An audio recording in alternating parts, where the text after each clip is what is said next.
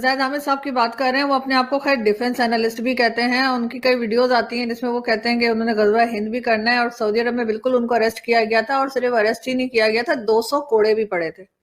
اور وہ اس کے بعد سے وہ جو ہے نا سعودی عرب کبھی گئے نہیں، انہوں نے دوبارہ وزٹ نہیں کیا سعودی عرب کا. یہ تو پوری امت کی امانت ہے، سیدی رسول اللہ کا مقام ہے. پوری مسلمان دنیا خاموش کیوں ہے اس کے اوپر؟ کسی نے سعودیوں کو چیلنج کیوں نہیں کیا؟ بات پھر مودی تے آئی ہے. انہوں نے کہا ہے کہ تم لوگوں کو پھر مودی بدلے گا، کیونکہ مودی بدل رہا ہے، کیونکہ مودی نے بدل کے دکھا دیا ہے. تو وہ وہی بات کریں، کہہ رہے ہیں اچھا ٹھیک ہے پھر تم لوگوں کو نا وہ صحیح ہے، صحیح کرتا ہے وہ مودی، وہ تم ہی بدلے گا اور وہی بدل رہا ہے. سعودی عربیہ تہاڈا بھی باپ ہے. جس کنٹری کے قرضوں تلے دبے ہوئے ہیں اس کو آپ منہ اٹھا کے یہ کہہ رہے ہیں کہ تم کیا باپ لگتے ہو؟ کیا امبیسڈر نکال دیں سعودی عرب کا یہاں سے؟ پوری دنیا میں کوئی مسلمان عالم دین بھی نہیں ہے جو کھڑا ہو کر کہے کہ یہ ظلم تم کیوں کر رہے ہو، تم کیسے کر سکتے ہو، اور تمہیں حق نہیں ہے، تم سیدی رسول اللہ کے خلاف جا رہے ہو. اور سیدی نے تو فرمایا تھا کہ یہ مشرک نجس ہے. اس کے بعد قرآن میں لکھا ہے کہ یہ مشرک نجس ہے، اس کے بعد کبھی یہ مسجد حرام کے نزدیک نہ پہنچ سکے. تو ان کو مسجد حرام کے اندر لے کر چلے گئے.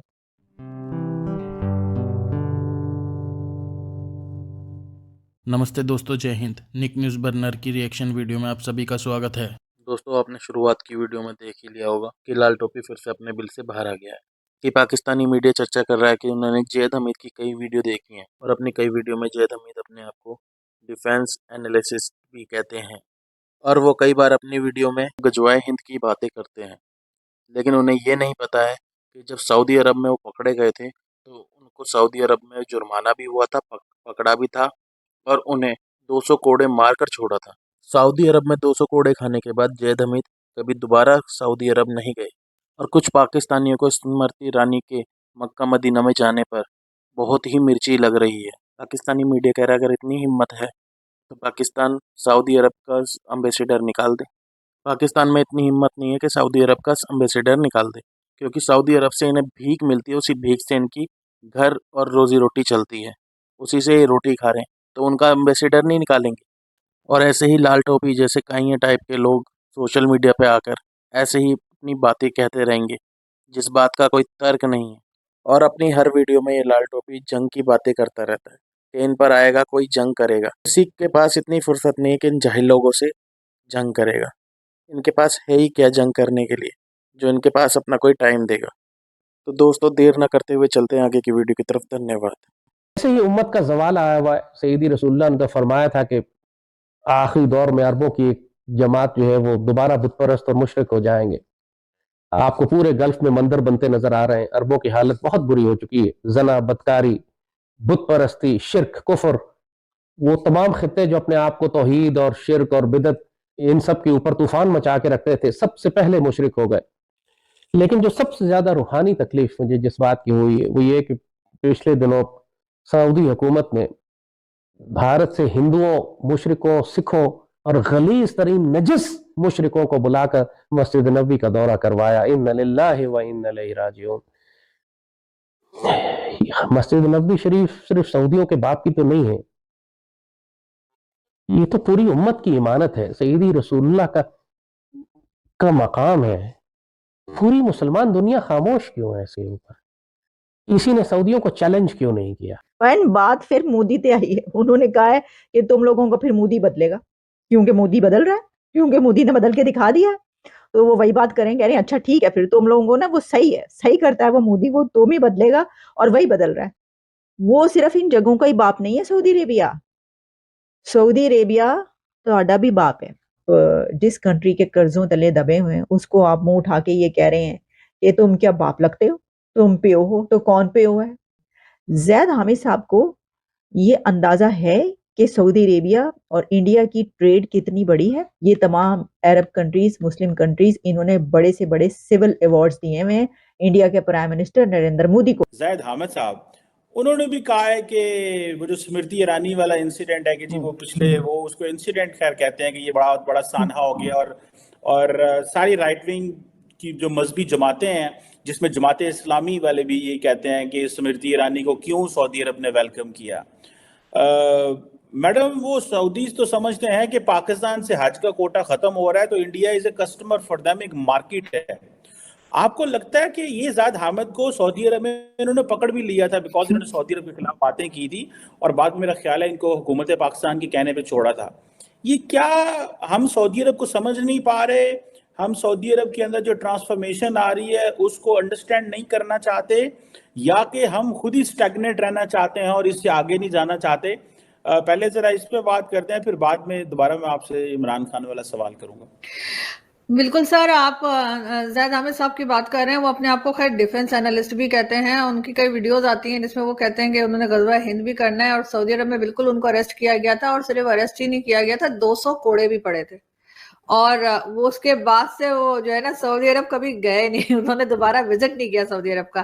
بالکل سعودی عرب بدل رہا ہے, اور ایم بی ایس جو ہے انہوں نے کہا بھی تھا کہ 5 سال میں یورپ بنا دیں گے. اس کا ایک ریزن یہ بھی ہے کہ ویسے تو خیر وہ بات بھی ٹھیک ہے کہ بھارت سے ان کو زیادہ لوگ مل سکتے ہیں حج عمرے کے لیے, لیکن میرا خیال ہے کہ پوری دنیا سے لوگ آتے ہیں, اس کی ٹینشن نہیں ہونے.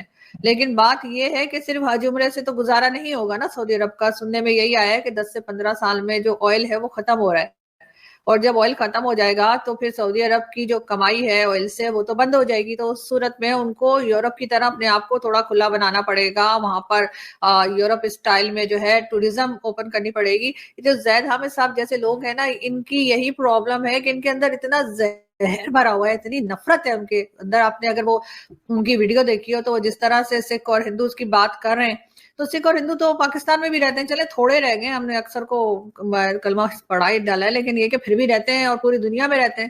ان کے بارے میں اس قدر غلط زبان انہوں نے استعمال کی ہے جس پہ میرا خیال ہے کہ ان کو شرم آنی چاہیے. لیکن اب سعودی عرب میں مجھے تو لگتا ہے کہ سعودی عرب اب نہ صرف یہ کہ انڈیا سے ڈیلیگیشن گیا تھا اور آگے بھی جائے گا, بلکہ بہت جلد ہو سکتا ہے کہ جیسے کہ سعودی عرب چینج ہو رہا ہے تو ہو سکتا ہے کہ وہاں پہ مندر اور گرودوارے بھی بننا شروع ہو جائیں, چرچ بھی بننا شروع ہو جائیں.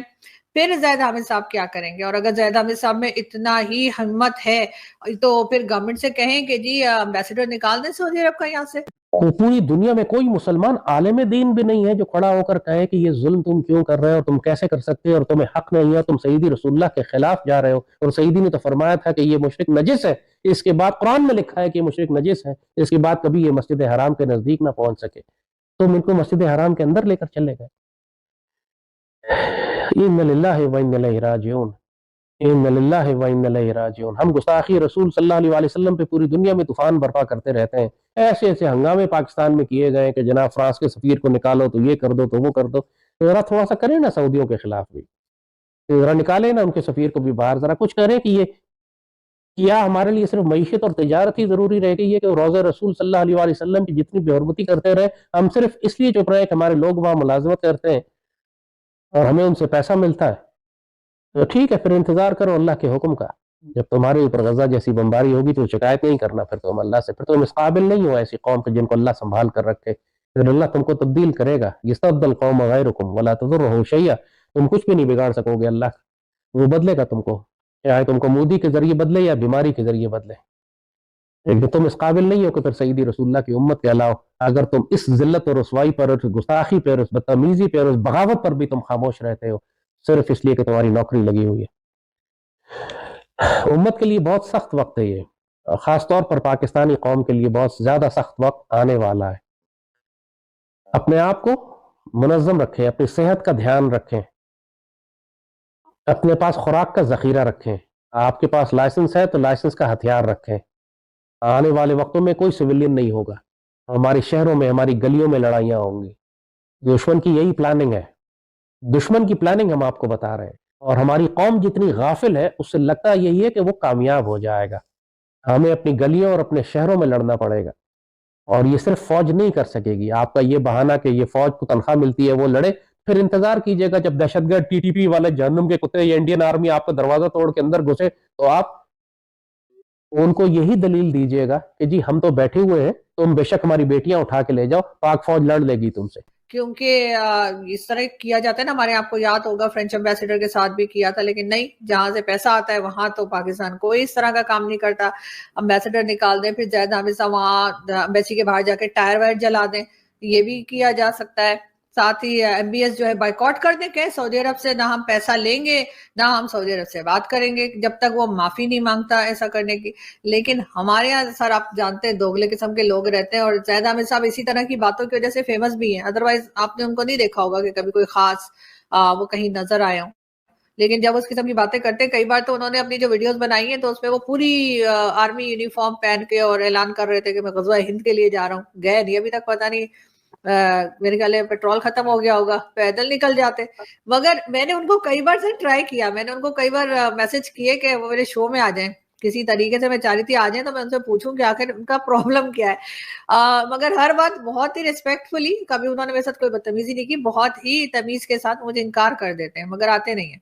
अब देखें अगर कभी आ गए तो, वैसे तो लाहौर में ही रहते हैं, लेकिन पता नहीं हम जो मामूली से जर्नलिस्ट हैं हमसे इतना डरते क्यों हैं।